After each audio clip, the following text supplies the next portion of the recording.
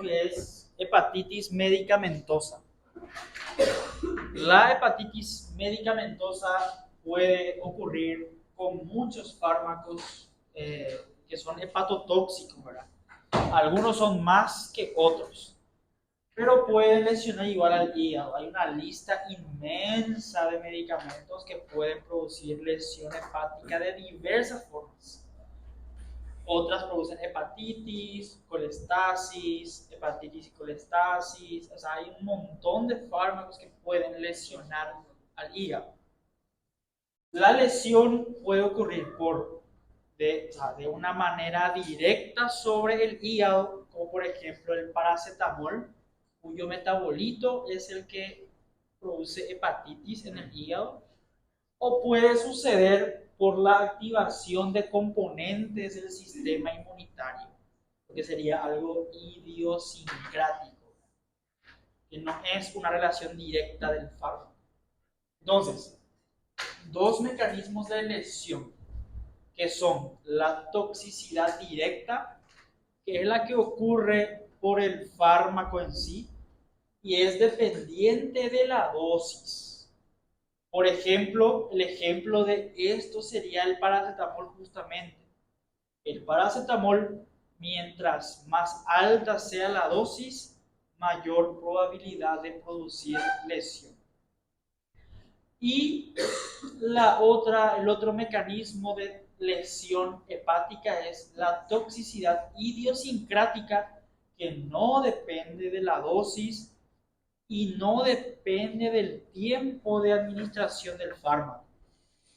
¿Qué quiere decir eso? Que puede aparecer en cualquier momento del tratamiento, al inicio, antes, después, al final.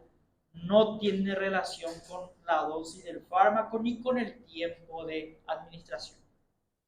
Entonces, toxicidad directa depende de la dosis. Toxicidad idiosincrática no depende de la dosis ni del tiempo de tratamiento. En muchos casos es difícil demostrar que la lesión hepática sucede por un fármaco en específico, ¿verdad? Más porque el paciente recibe 2 o 3 medicamentos o porque no se hace controles de laboratorio. Entonces suele ser difícil diagnosticar una hepatitis medicamentosa. A veces la relación es directa, tipo, paciente empezó a consumir, qué sé yo, tramadol a horario con paracetamol y hace una hepatitis. Ahí es evidente la relación causa y efecto, ¿verdad? Pero muchas veces no se hace el diagnóstico porque no produce síntomas y se suele diagnosticar por métodos de control de laboratorio nada más. Por ejemplo, en el tratamiento de la tuberculosis. En la tuberculosis se utilizan 4 medicamentos: rifampicina, isoniazida, piracinamida y etambutol. Los 4 son hepatotóxicos. Puede producir hepatitis en cualquier momento y puede que ni se dé cuenta el paciente o el médico. Puede pasar totalmente asintomático y descubrirse con controles de laboratorio nada más. Por eso, al usar antivacilares, se hace control periódico del hepatograma para ver si hay o no alteración y suspender el medicamento. Entonces, la mayoría de las veces se diagnostica mediante métodos de laboratorio, porque no causa síntomas. ¿Cuáles son los medicamentos que producen una hepatitis medicamentosa? Son muchísimos medicamentos: anestésicos, analgésicos, antibióticos. Y fíjense que entre los antibióticos, ¿cómo se dice? Los más frecuentes son justamente los antivacilares. La isoniazida, la rifampicina, acá está la piracinamida, está la nitrofurantoína. Tenemos, por ejemplo, anticonvulsivantes. Se usa muchísimo lo que es la difenilhidantoína, que es la fenitoína. Es de uso muy, pero muy frecuente, igual que la carbamazepina, el ácido valproico. Acá, por ejemplo, tenemos los antimicóticos, fluconazol, itraconazol, ketoconazol, que se utilizan muchísimo. Fíjense que incluso antihipertensivos pueden producir lesión hepática. Miren, los de uso habitual, los sartán, enalapril, alfa-metildopa. Fíjense que los AINES pueden producir hepatitis cuando se abusan de AINES, por ejemplo, ibuprofeno, indometacina, diclofenac. Las estatinas, que no figuran acá en la lista, pero son también hepatotóxicos, pueden producir hepatotoxicidad. Es lo que más se usa prácticamente en el medio.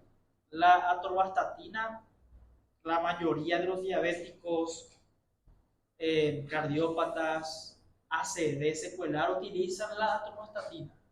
Las estatinas pueden producir hepatitis medicamentosa. Muchos fármacos, ¿ok? Hay otros más. ¿Cómo se hace el diagnóstico de la hepatitis medicamentosa? Por laboratorio, evidentemente. Les decía, la mayoría de los casos la mayoría de los casos se diagnostica con el laboratorio nada más, porque no tienen síntomas, porque suele ser leve. La hepatitis medicamentosa suele ser leve y se resuelve totalmente al suspender el medicamento. Se produce una hepatitis, se suspende el medicamento y se resuelve, no deja secuelas.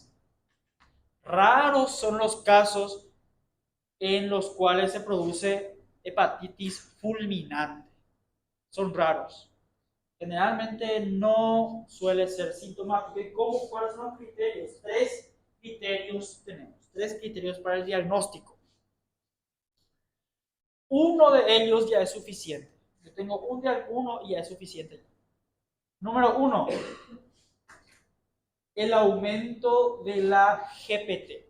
El aumento de GPT 2 veces más de lo normal es diagnóstico de hepatitis medicamentosa.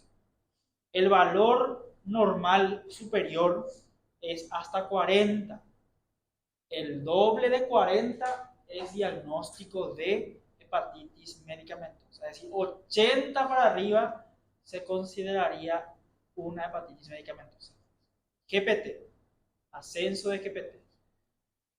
Otro criterio válido sería el aumento de la bilirrubina conjugada, más de 2 veces por encima del valor normal. ¿Okay? Hasta 0,6 creo que es el valor normal. El doble sería diagnóstico de hepatitis medicamentosa. O ascenso de GPT o ascenso de bilirrubina. Y el tercer criterio también sirve como diagnóstico de hepatitis medicamentosa, que suele ser la elevación de GOT más la elevación de la fosfatasa alcalina y de la bilirrubina. También puede ser. Uno se necesita y ya se hace el diagnóstico de hepatitis medicamentosa. Evidentemente, para pensar que se trata de algo medicamentoso, se tiene que, primero luego, tener un medicamento posible. Segundo, yo tengo que descartar primero otras causas, como por ejemplo las virales. Tengo que descartar hepatitis A, B, C y después recién yo voy a pensar de que es medicamentoso. No voy a pensar de entrada en medicamentos, a menos que sea demasiado obvio. Por ejemplo, el paciente empieza a meterle paracetamol y 2 o 3 días después tiene hepatitis. Ahí la relación causa y efecto es muy evidente, pero no siempre es así. Entonces, se tiene que descartar otras causas y después pensar de que la causa es medicamentosa. ¿Qué hacemos con nuestros pacientes que hacen una hepatitis medicamentosa? No es que se suspende el medicamento de entrada, sino que hay algunos criterios para suspender, y esos criterios son que tengan, en la mayoría de los casos, su GOT o GPT más de 3 veces el valor normal. Por ejemplo, en las estatinas se suspende cuando suben más de 3 veces el valor normal. En los antivacilares también se tiene que suspender cuando es más de 3 veces el valor normal. Si no es mayor a 3 veces el valor normal, se hacen controles y si sube, se suspende. Puede volver a repetirse la hepatitis si yo le vuelvo a administrar el medicamento. Entonces tiene que cambiar o usar con una dosis menor. La mayoría se cura sin dejar secuelas. Eso es lo bueno. A menos que sea demasiado grave, que es raro, ahí sí puede dejar secuelas y puede matar incluso al paciente. El ejemplo más frecuente es el uso de paracetamol. ¿Verdad? El abuso de paracetamol puede producir una hepatitis fulminante. Ninguno de las hepatitis, ninguna de las hepatitis medicamentosas tiene un antídoto, excepto el paracetamol. El paracetamol tiene su antídoto. La N-acetilcisteína. Ese es la única hepatitis medicamentosa que tiene antídoto. Obviamente se tiene que usar en las primeras 8 horas para que funcione, o hasta 12 o 24 horas para que funcione. Uno tendría que tener la certeza de que el paciente le metió 5 cajas de paracetamol para administrar el antídoto. Es la misma que se usa para el catarro, solo que se tiene que usar endovenoso. Sirve también, pero el endovenoso es mejor. Entonces, el único fármaco que tiene antídoto es el paracetamol. Y para usar hay que tener la certeza de que el paciente le metió varias tabletas de paracetamol como intento de suicidio. Bien. ¿Qué más tenemos que saber de la hepatitis medicamentosa? Y eso básicamente. Entonces, hay que descartar primero las causas virales y después pensar que es medicamentosa.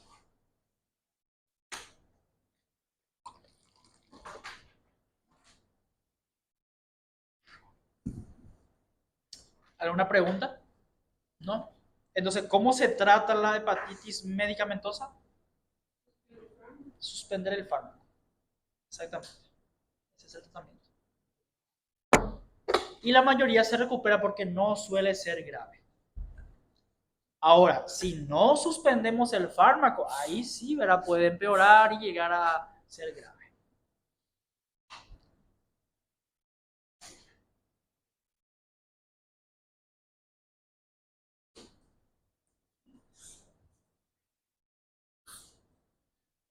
Tem Sí. pessoas que já são mais suscetíveis a ter hepatite medicamentosa por si só. ¿Cuál? ¿Tu pregunta? Existem pessoas que já têm uma tendência natural em ter hepatite medicamentosa. Natural puede existir una predisposición genética para hepatitis medicamentosa. Sí, puede existir. Y también, ¿cómo se dice? Factores adquiridos. Pacientes cirróticos, por ejemplo, con un hígado que ya no tiene la capacidad para desintoxicar, puede tener más riesgo de hepatitis medicamentosa. ¿Otra pregunta? ¿No? Ok. Y eso es todo por hoy.